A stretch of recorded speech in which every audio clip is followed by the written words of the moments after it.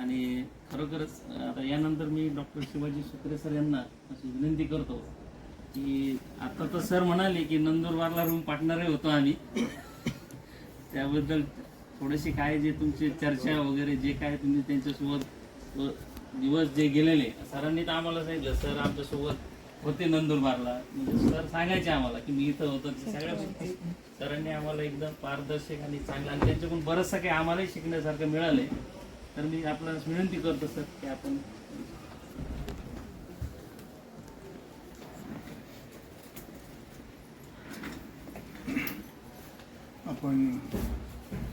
Doctor Sanjay Gaikwad सरांच्या सेवा निवृत्तीच्या कार्यक्रमासाठी आज ठिकाणी सर्व जमलेलो आहोत आणि या प्रसंगी उपस्थित असलेले या राज्य कर्करोग रुग्णालयाचे विशेष कार्याधिकारी आदरणीय डॉक्टर अरविंद गायकवाड सर, आमचे मित्र उपाधिष्ठाता डॉक्टर के डी गरकर सर,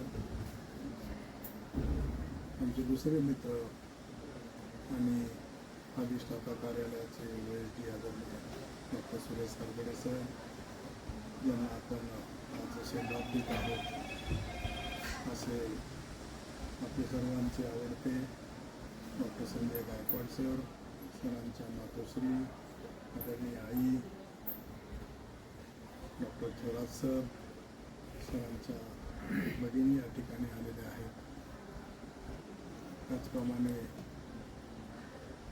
अनेक प्राध्यापक विभाग प्रमुख या ठिकाणी हजर आहेत.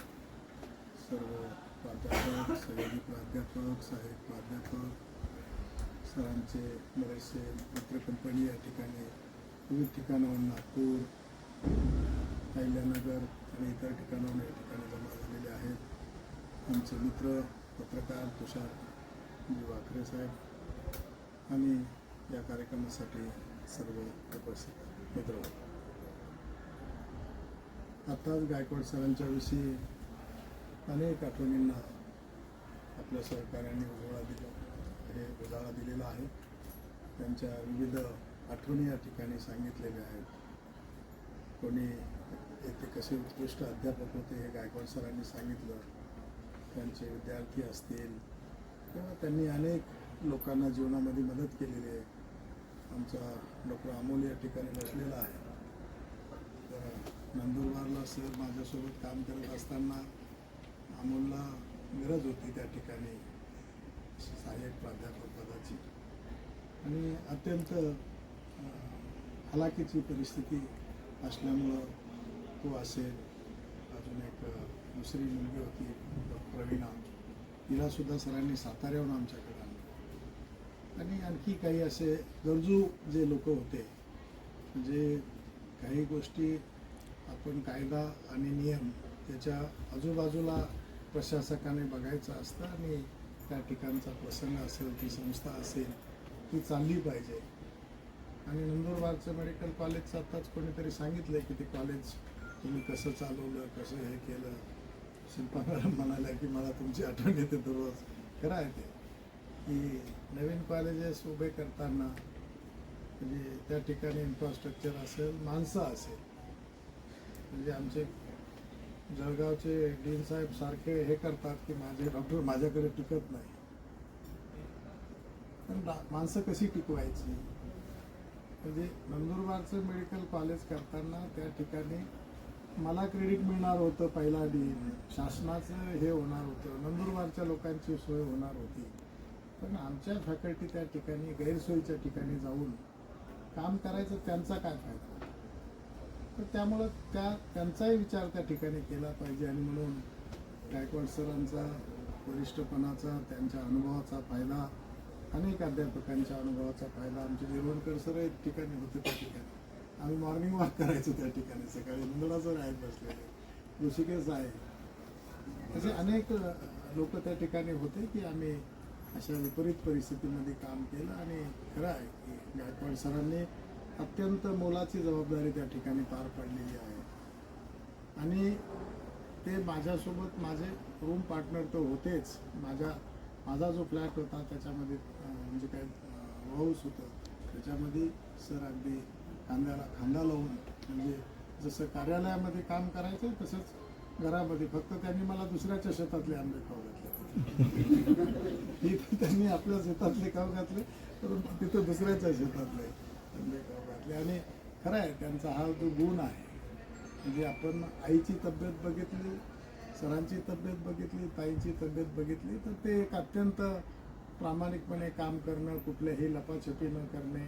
आणि मला असं वाटतं की ह्या ज्या गोष्टी असतात, पॉझिटिव्ह जर तुमची विचारसरणी असेल तर त्याचा ग्लो जो आहे तो तुमच्या चेहऱ्यावर दिसायला लागतो. आम्हाला लोक म्हणतात की तुम्ही इतकं काम करता, हे करता, तर तरी कसं काय आहे? काही फरक नाही पडत ना. आपल्याला दिलेलं काम हे प्रामाणिकपणे केलेलं पाहिजे, सचोटीनं केलं पाहिजे, पूर्ण निष्ठेनं केलं पाहिजे. आणि मला असं वाटतं की गायकवाड सरांनी ते आपल्या जीवनामध्ये केलेलं आहे. आणि त्यांनी हे करत असताना आपल्या कुटुंबालाही वेळ दिलेला आहे. त्यांना जसा जमेल तसं. त्यांनी सांगितलं की कुठून लातूरून नगरला जाणं सोपं आहे, नंदुरबारून नगरला जाणं त्यांना विचारा कसं अवघड आहे. म्हणजे ते कसे जात होते मी त्याचं जास्त सांगणार नाही, पण आम्ही कधी त्यांना सल्ले द्यायचो की कसं जायचं. खरं आहे ते कुठून नाशिकला जातील, शिर्डीला जातील, राहुरीला जातील आणि ते नगरला जायचे. आणि हे सगळं करत असताना त्यांनी संस्थेच्या शैक्षणिक याच्यावर कधीही त्याचा परिणाम होऊ दिला नाही आपल्या घरगुती अडचणीचा. म्हणजे ते औरंगाबादलाही यायचे, आईकडे यायचे, ताईकडे यायचे आणि ते उत्तम स्वयंपाक करतात. त्यांनी काय काय रसायनं केले सांगितले गडकरी सरांनी, मी नाही सांगणार ते. परंतु ते खरंच एक चांगले एक व्यक्ती म्हणून, एक चांगले मित्र म्हणून, ज्याच्यावर विश्वास ठेवू शकतो असं एक चांगलं व्यक्तिमत्व सरांचं आहे. आणि त्या व्यक्तिमत्वामुळेच मला असं वाटतं की त्यांनी आपल्या मुलांना चांगलं शिक्षण दिलेलं आहे. मुलगी चांगली MBBS BJमध्ये करून ती मध्यंतरी दिल्लीला जॉईन झाली. त्यावेळेससुद्धा ते 1 महिन्याची सुट्टी मला नंदुरबारला असताना सांगितलं की सर मी खूप काम केलं इथं, आता मला माझी गरज आहे 1 महिन्याच्या सुट्टीची. कुठलाही विचार न करता मी त्यांना ब्लँकपणे ती सुट्टी दिली आणि जा सर तिला सेटल करायचं त्या ठिकाणी. दिल्लीसारख्या शहरात ती राहते, तर त्यामुळं सरांनी जेव्हा जेव्हा फॅमिलीला गरज आहे तेव्हा फॅमिलीला वेळ दिलेला आहे. आणि त्यामुळं त्यांनी एक सुंदर नियोजन केलेलं आहे. सरांची शेतीविषयी सांगितलं. आम्ही सगळ्यांचे त्यांचे लाभधारक आहोत. त्यांची शेती असेल, मला जर औरंगाबादमध्ये सर्वात चांगली चहा जर प्यायची असेल, माझी चहाची तलब जर हे करायची, तर आम्ही आईकडे जातो. आणि आई सर सांगतात की शुक्रे सर आलेत, आई तुझ्या हातची चहा प्यायची असेल किंवा जेवण करायचं असेल, काय असेल, अशा अनेक अडचणी सरांच्या आहेत. आणि मला असं वाटतं की त्यांनी एक सक्सेसफुल जे इनिंग आहे आपल्या जीवनाची, तर ते कौटुंबिक असो, शैक्षणिक अध्यापक म्हणून असो किंवा मित्रपरिवारामध्ये वेळ देऊन असो, म्हणजे एक अजात शत्रू म्हणून ज्याला म्हणतो, खरंच सरांचा स्वभाव अजात शत्रू आहे. आम्ही कधीही सोबत राहताना असेल, काम करताना असेल, ते माझे सबऑर्डिनेट आहेत. सबऑर्डिनेट असेल तर ऑफिसमध्ये असेल, परंतु अनेक वेळेस आम्ही त्या नंदुरबारला असेल किंवा बाकीच्या काही कमिट्यामध्ये आम्ही काम केलेलं आहे. LICचे इन्स्पेक्शन असतील किंवा नर्सिंग कॉलेजचे इन्स्पेक्शन असेल, अशा याच्यामध्ये काम करताना त्यांचा जो अनुभव आहे, परीक्षक म्हणून ते बायोकेमिस्ट्रीचे असेल, मी अनाटॉमीचा असेल, एकाच संस्थेमध्ये जर गेलो तर जे त्यांचं कमिटमेंट आहे विषयाची असेल, मित्रांसाठी वेळ देण्याची असेल, तर ती आम्ही अत्यंत जवळून पाहिलेली. आणि मला असं वाटतं एक सक्सेसफुल इनिंग खेळून आज ते आपल्यामधून सेवानिवृत्त होत आहे. मला नाही वाटत त्यांच्या मनामध्ये कुठलीही खंत असेल की आपण आपल्या कर्तव्यामध्ये किंवा आपल्या निष्ठेमध्ये कुठे कमी पडलो असो. आणि असंच मला असं वाटतं की माझ्यासारख्या एका पदावर वरिष्ठ डीन म्हणून जरी असेल, प्राध्यापक म्हणून जरी असेल, तरी त्यांच्याकडून ह्या गोष्टी शिकण्यासारख्या आहे. नोकरी करताना मी नेहमी सांगतो की तुम्ही 8 तासासाठी येता, 10 तासासाठी येता, तर या ठिकाणी आल्यानंतर आपण असो, आपलं मानसिक स्थैर्य राहिलं पाहिजे, आपल्यापासून कोणाला टेन्शन नाही आलं पाहिजे. आणि एक चांगलं वातावरण, आनंददायी वातावरण त्या विभागामध्ये, त्या संस्थेमध्ये करण्याचं सरांना कुठलीही जबाबदारी द्या तुम्ही, ते कधीच नाही म्हणणार. सरांना सांगितलं की सर उद्या तुम्हाला मुंबईला जायचं, बिलकुल ते म्हणणार यस सर. त्यांची बॅग तयार असते. कधीच त्यांनी असं हे केलं नाही. जसं सांगितलंय की खरं आहे की अधिष्ठाता पदाचा मी त्या ठिकाणी असताना मला रिप्लेसमेंटच नसायची काय. त्यामुळे आमचं अलिखित ठरलं होतं की वर्किंग डेला मी थांबणार, सुट्टीच्या दिवशी तुम्ही थांबणार. मग तुम्हाला वर्किंग डेला मी विचारणार नाही तुम्हाला 3 दिवसाची सुट्टी पाहिजे का 4 दिवसाची सुट्टी लागेल, आणि संस्था प्रमुख म्हणून ती कशी ॲडजस्ट करायची ते संस्था प्रमुख म्हणून आम्हाला तेवढं समजतं. त्यामुळं जो कम्फर्ट झोन आम्ही एकमेकाला निर्माण केला होता, आणि असा कम्फर्ट झोन हा बाकीच्या फॅकल्टीला आम्हा दोघांनाच केला नव्हता. म्हणजे त्या ठिकाणी माझ्याकडे एक सहयोगी प्राध्यापिका आली होती फिजिओलॉजीची, आणि ती म्हणाली की सर मी आता माझा मुलगा नागपूरला शिकायला आहे, मी काही नोकरी करू शकत नाही, मला जमणार नाही, मी राजीनामा देते. आणि MPSC सिलेक्ट होऊन आली होती. तर मी तिला सांगितलं की तू राजीनामा देण्याची आवश्यकता नाही, तुझ्या प्रोफेसरशी तू चर्चा कर, आणि तुला जी काय मदत लागली या ठिकाणी सेटल होण्यासाठी फक्त टीचिंग ॲक्टिव्हिटीमध्ये कुठलीही ॲडजस्टमेंट नाही. मुलांचं शैक्षणिक हित, फिजिओलॉजी म्हणल्यानंतर पेशंट रिलेटेड फार काही नसतं, नवीन कॉलेज होतं. तर त्यांना आम्ही कम्फर्ट झोन दिला, त्यांना त्यांचं अकॅडमिक हे करायला लावलं, प्रोफेसरशी बोललो. आज ती मुलगी प्रोफेसर म्हणून विदर्भामध्ये परत तिचा पूर्ण 3-4 वर्षाचा कार्यकाळ करून परत गेली. तर एक निश्चित तिलाही समाधान आहे की आपल्याला एक चांगला अधिकारी मिळाला, ज्याने आपल्याला योग्य वेळी योग्य मार्गदर्शन केलं.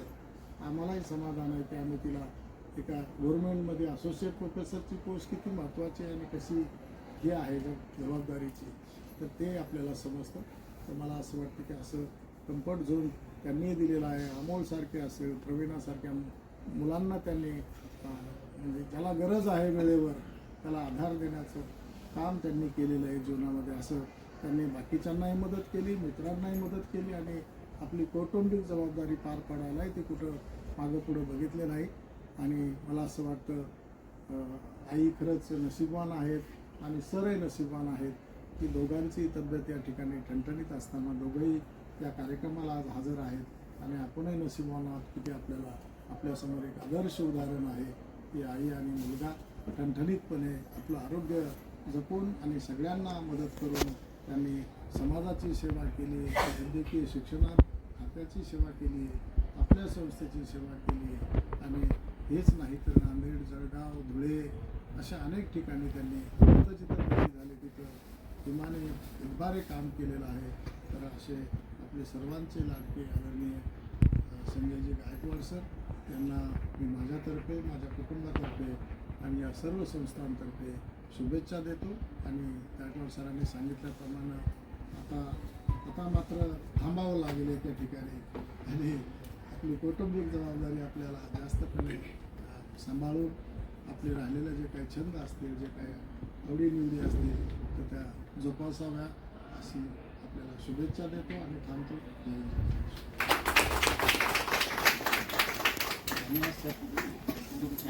सरांबद्दल आपण मत व्यक्त केलं त्याबद्दल. त्यानंतर आजचे सत्कारमूर्ती शास्त्री विभागाचे प्राध्यापक डॉक्टर संजय गायकवाड सर यांना एक विनंती करतो की त्यांनी आपलं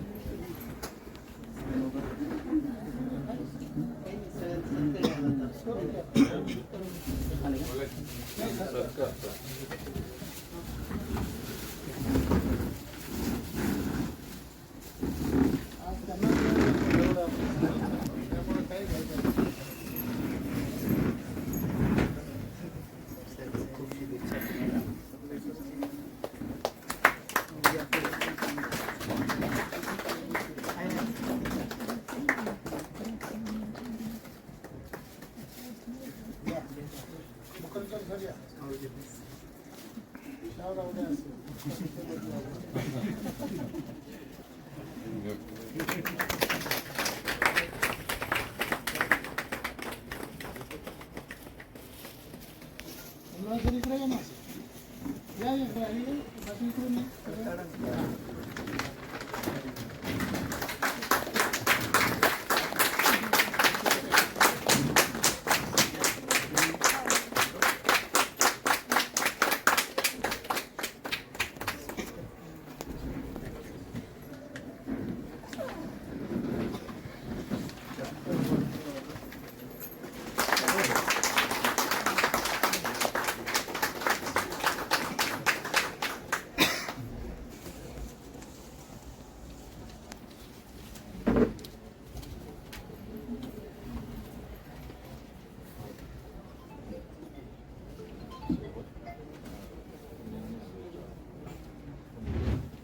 माननीय अधिष्ठाता व माझे मित्र डॉक्टर सुत्रे सर, उपअधिष्ठाता व मित्र माझे डॉक्टर गडकर सर, तसेच विशेष कार्यकारी अधिकारी doctor Gaikwad sir, doctor Jakkal sir, Harbade sir व माझे पैलू उघडणारे व माझे गुरु डॉक्टर थोरात सर, बायोकेमिस्ट्रीचे प्रोफेसर, प्रत्येक अधिकारी व कर्मचारी यांना एक ना एक दिवस रिटायर व्हावंच लागते. तसे मी आज रिटायर 30 जूनला रिटायर होत आहे, निवृत्त होत आहे. माझ्याबद्दल सांगितलेलं आहे, जास्त वेळ न घेता थोडक्यात मी सांगतो. मी शासकीय सेवेत 1/11/93 रोजी MPSC मार्फत नांदेड येथे रुजू झालो होतो. त्यानंतर औरंगाबाद, धुळे, जळगाव, नंदुरबार येथे मी कार्य केलेलं आहे. तसं म्हणायचं झालं तर मी ह्या मेडिकल कॉलेजमध्ये चुकून आलेलो आहे किंवा योगायोगाने आलेलो आहे. चुकून नाही म्हणणार, योगायोगाने आलेलो आहे. MPSCचे इंटरव्ह्यू देण्यापूर्वी मी बामूमध्ये इंटरव्ह्यू दिला होता बायोकेमिस्ट्री डिपार्टमेंटचा, परंतु नांदेड येथे MCI असल्यामुळे MPSCने तत्काळ ते पोस्ट भरलेलं गव्हर्नमेंटने आणि तिथं मला रुजू व्हावं लागलं. 3 महिन्यानंतर बामूची ऑर्डर मला आली सिलेक्शनची, परंतु MPSCचा बॉन्ड त्या काळात 50,000चा बॉन्ड होता 93ला, आणि 50,000 म्हणजे त्या काळात फार होते. 1 लाखाच्या आत पेमेंट आपल्याला वार्षिक मिळायचा, परंतु ते बॉन्ड न भरल्यामुळे मला तिथं रुजू होता आलं नाही. त्यानंतर माझं CDRI लखनौ इथं सायंटिस्ट बी, नंतर रिसर्च ऑफिसर झालं, पण मला कुठंच जाता आले नाही. कारण 50,000 कुठून भरायचे, 7,000 पेमेंट होता, त्याच्यामुळे मी जाऊ शकलो नाही कुठं, आणि इथंच रुजू झालो. परंतु जो कुछ होता है अच्छे के लिए होता है. विद्यापीठात जर मी असतो तर 60व्या वर्षी रिटायर झालो असतो, परंतु इथं मेडिकल कॉलेजमध्ये 6 वर्ष जास्त मिळाले, सेवा करण्याचं मला संधी मिळाली. नांदेड येथे रुजू झाल्यानंतर प्रोफेसर शेख सर होते, आम्हाला आलापुरे वगैरे ते क्लासमेट होते, म्हणजे फर्स्ट बॅच होती त्यांची. शेख सरांना त्यांनी शिकवले असणार, शेख सरांनी त्यांना. मी बायोकेमिस्ट्री काय असतं हे आपलं पुस्तकात फक्त हे केलं होतं, परंतु तिथं गेल्यावर खऱ्या अर्थाने शेख सरांकडून मी रिअल बायोकेमिस्ट्री शिकली. बायोकेमिस्ट्री कशी सोप्या भाषेत शिकवता येईल याचे धडे मी त्यांच्याकडे. ते एक चालतं फिरतं पुस्तक होतं. डीन सरांबरोबर कधी मीटिंग असायची तर त्यांना आमचे लेक्चरर जाऊन सांगायचे, सर आपका लेक्चर आहे. ते तसंच उठून लेक्चर हॉलमध्ये जात होते आणि लेक्चर घेत होते. कधी वाचन करत नव्हते, काय नाही. आणि आम्ही सुद्धा त्यांचे लेक्चर्स अटेंड केले. बायोकेमिस्ट्री कशी शिकवायची हे आम्ही त्यांच्याकडून शिकलो. त्यानंतर Shaikh sir parawise comments court cases बघायचे मॅटचे. औरंगाबाद इथे मॅट असल्यामुळे बरेचसे कोर्ट केसेस मी त्यांना असिस्ट करायचो, आणि ह्याचा उपयोग मला धुळे येथे झाला. द्रविड सर मला इकडं कोर्ट केसेसला पाठवत असत, तर पॅरावाईज मी यांच्याकडून शिकला असल्यामुळे सरांनीच मला परमनंट कोर्ट केसेस हँडल करायची जबाबदारी दिली. त्यानिमित्ताने आम्ही आमच्या कुटुंबाकडं राहत असतो. म्हणजे 2 दिवस जर कोर्ट केस असेल तर सोमवारीच जायचं मग कॉलेजला, तोपर्यंत नगरला जाऊन फॅमिलीकडे जाऊन यायचं, परत सोमवारी हजर राहतो. अशा रीते आम्ही तिथं नांदेडमध्ये दिवस. तर शेख सर एक फार चांगले, आज नाहीत ते त्या जगात, पण फार चांगले शिक्षक होते. त्यानंतर मी जळगाव इथे डॉक्टर खैरे सरांसोबत नवीन मेडिकल कॉलेज उघडण्यासाठी गेलो. त्यांनी नेलं मला तिथे. नवीन डिपार्टमेंट उघडायचं आपल्याला, चला. मला तर पहिली इच्छा नव्हती जाण्याची, पण सर खैरे सर म्हणाले चला आपल्याला तुमच्याशिवाय कोणी नाही, तर मला येणार आहे तिकडं. गेलो त्यांच्यासोबत मी, आणि त्यांच्याबरोबर नवीन मेडिकल कॉलेज उघडताना काय काय प्रॉब्लेम्स येतात. मंत्रालयाला जायचं, DMERला जायचं, दिल्लीला जायचं कधी कधी, तर ह्याच्यातून मी बरंच काही शिकलो. आणि नंतर मग बरेचसे जळगावमध्ये कॅम्प असायचे मेडिकल. महाजन साहेब, माननीय मंत्री साहेबांचे कॅम्प्स बरेच असायचे, तर आम्हाला त्या कॅम्प्समध्ये आमच्या ड्युट्या लागायच्या. त्यांच्यासोबत मी बरेचसे असे कॅम्प्स अटेंड केले. त्याच्यातून पण फार आम्ही काही शिकलो. उद्या कॅम्प आहे म्हणून लगेच आज आम्हाला निरोप यायचं की इथं इथं कॅम्प आहे, लगेच तयारीला आम्ही लागायचो आणि तो कॅम्प तिथं करत असतो. त्यानंतर जळगावमधून सरांनी नवीन मेडिकल कॉलेज उघडायचं म्हणून डॉक्टर सुक्रे सरांनी आम्हाला नेले तिथे. सुक्रे सरांचे सगळ्यांबरोबर रिलेशन चांगले असल्यामुळे सगळे प्राध्यापक वर्ग त्यांना एका शब्दावर तिथं आले. तर आम्ही जुने मित्र असल्यामुळे मला नाही म्हणता नाही आले आणि मग मी नंदुरबार इथं त्यांच्यासोबत रुजू झालो. सुक्रे सरांची एक गोष्ट म्हणजे त्यांचा विल पॉवर, आत्मविश्वास जबरदस्त आहे. ती कोणती गोष्ट करायची अगर ठरवली त्यांनी तर ते करतातच. मग ते दिल्लीचे असो, मंत्रालयातले असो, DMARचे असो, असे ते एक मी लवकरच ते नवल नाही, ते लवकरच डायरेक्टर होतील यात काय असं नवल नाही. आणि मला त्यांच्या शुभेच्छा आल्या आणि त्यांना प्रशासनाच्या बाबी ज्या आहेत ते बारीक सारीक प्रशासनाच्या बाबी ते अभ्यास करत असत आणि त्यांच्याकडून मी बऱ्याचशा गोष्टी मी शिकलो. ते मुंबईला दिल्लीला कधी गेले असतं ते मला अधिष्ठाताचा कार्यभार देऊन जात असत. त्या खरोखर आपण अधिष्ठाता पदावर काम करत असताना काय काय प्रॉब्लेम्स येतात, हॉस्पिटलचे काय प्रॉब्लेम्स असतात, मेडिकल कॉलेजचे काय प्रॉब्लेम, हे जळगावला मी खैरे सरांकडून शिकलो होतो. पण अजून सुक्रे सरांकडून बरंच काही मला शिकायला मिळालं. त्यानंतर डॉक्टर घरकल सर आणि आम्ही 1992 पासून सोबतच आहे. त्यांनी COEP मध्ये वगैरे MUHS मध्ये COE आणि रजिस्ट्रार हे पण बसवलेले आहेच. त्या काळामध्ये भरोशाचा माणूस म्हणून त्यांनी मला अनेक ठिकाणी इन्क्वायरीसाठी, LIC साठी किंवा काही प्रॉब्लेमॅटिक एक्झामिनेशन कुठं असेल तिथं आम्हाला त्यांनी वेळोवेळी पाठवलेलं आहे. नगरला जास्त वेळ पाठवायचं ऑब्झर्वर नगरलाच पाठवा म्हणून मी त्यांना नगरलाच पाठवा म्हणून त्यांना त्यांच्या प्रेमळ स्वभावामुळे कुणीही आकर्षित होतं. हसरा स्वभाव आणि हसता हसताच ते प्रॉब्लेम सॉल्व्ह करून टाकत होते.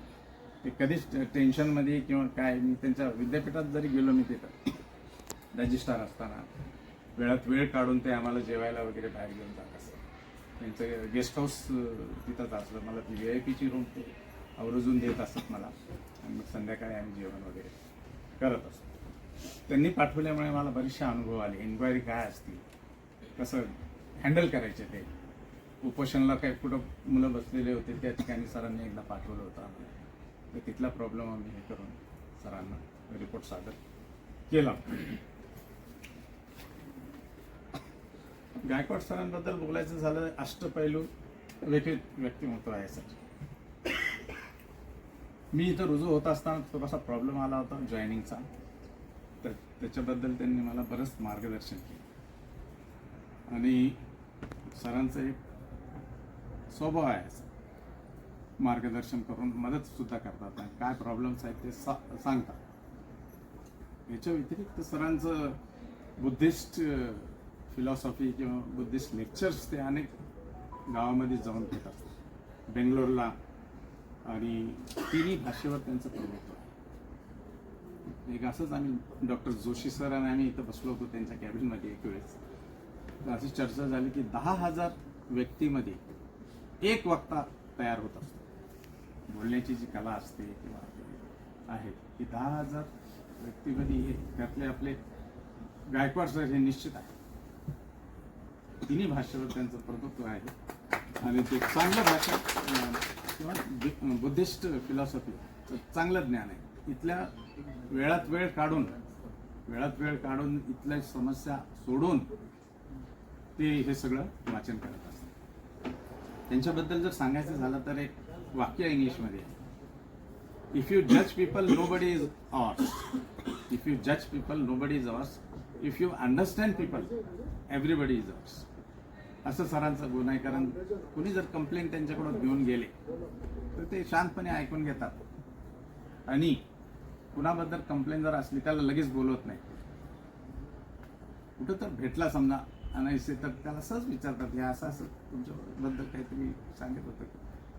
मग आपल्याकडून पण ते जाणून घेतात, म्हणजे दोन्ही पार्टीचं ऐकून घेतात ते आणि मग निर्णय काय आहे ते घ्यायचा. That is the good sign of administration. चांगले administration. To keep others in confusion is the first sign of wisdom. असं वाक्य आहे. ते लगेच ते मत देत नाहीत आपलं. नाही जनरल आहे. मत लगेच देत नाहीत. पुढच्याला थोडासा टाइम देऊन कन्फ्युज हे करून, that is again the good sign of administration. To keep others in confusion is the best sign of first sign of wisdom. 2003ला हे वीर देशपांडे सरांनी शिकवले होते. 2003ला हेच बोलले होते. ठीक आहे, हे झालं याचं. आता औरंगाबादमध्ये मी आणि माझी सिस्टर आणि दोघांनी मिळून आम्ही, म्हणजे माझे भाऊजी ॲडव्होकेट आहेत, हायकोर्ट प्रॅक्टिस करतात. आम्ही दोघांनी मिळून, मी नांदेडला असताना प्लॉट घेतला होता मिळून दोघांनी. मी म्हणलं आई फॅमिली किंवा आई एकाच ठिकाणी राहायला पाहिजे ना, आपण फिरत जाऊ. म्हणून दोघांनी मिळून आम्ही नंदनवनमध्ये प्लॉट घेतला, घर बांधलं. आणि ह्याचा फायदा असा झाला की मी जळगाव, नंदुरबार, नांदेड इकडं तिकडं जात असताना मला इथं आईची भेट होत असते. मग इथं मी जेवण खावण व्यवस्थित करून मग मी पुढच्या जर्नीला जायचो. तर माझी बहीण आणि आई यांच्यामुळं मला अपडाऊन करण्याची, म्हणजे अपडाऊन करायला फार मदत झाली. मला खाण्यापिण्याचं काहीच तसं फर्स्ट थिंग आपलं डाएट राहतं. खाण्यापिण्याची चेंज व्हायला नाही पाहिजे. तर ती सोय माझी इथं हे असल्यामुळं मला कधीच जाणवीत आली अपडाऊन.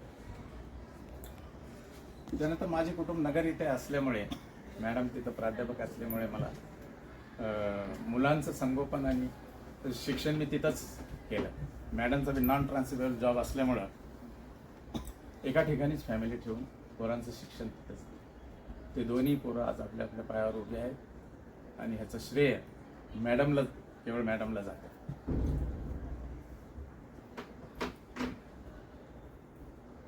माझे सर्व मित्र, सगळ्या मेडिकल कॉलेजमधले सगळे मित्र, अधिकारी, कर्मचारी, अधिष्ठाता, including doctor Sukre sir, Dravid sir, त्यांनी, खैरे सर जळगावला, हे सगळे जे काही अधिकारी मला भेटले ते फार म्हणजे चांगले होते.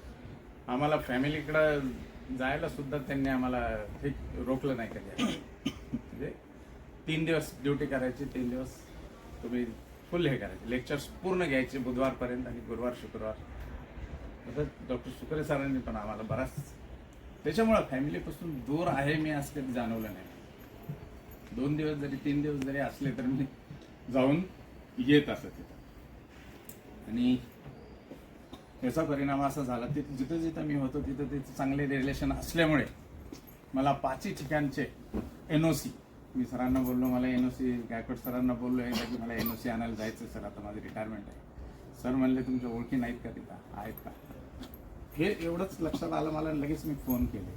तर 5ही माझे NOC जे आहेत ते इथं बसल्या बसल्या मला आले. ते मेलवर कुणी पाठवलं, जाण्याची मला एकही ठिकाणी गरज पडली नाही.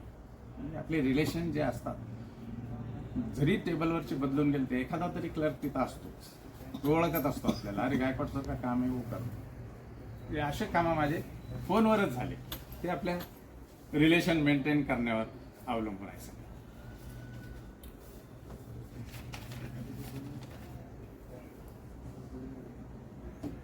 जीवरसायनशास्त्रातील, माझ्या जीवरसायनशास्त्रातील विभागातील सर्व कर्मचारी हे अत्यंत प्रामाणिकाने मला सहकार्य केले. कोणत्याच प्रकारचा प्रॉब्लेम, सगळ्याच प्रकारचा प्रॉब्लेम, कोणत्याच प्रकारचा प्रॉब्लेम आणि सगळे प्रॉब्लेम ते सोडवत असतात. माझ्यापर्यंत त्यांनी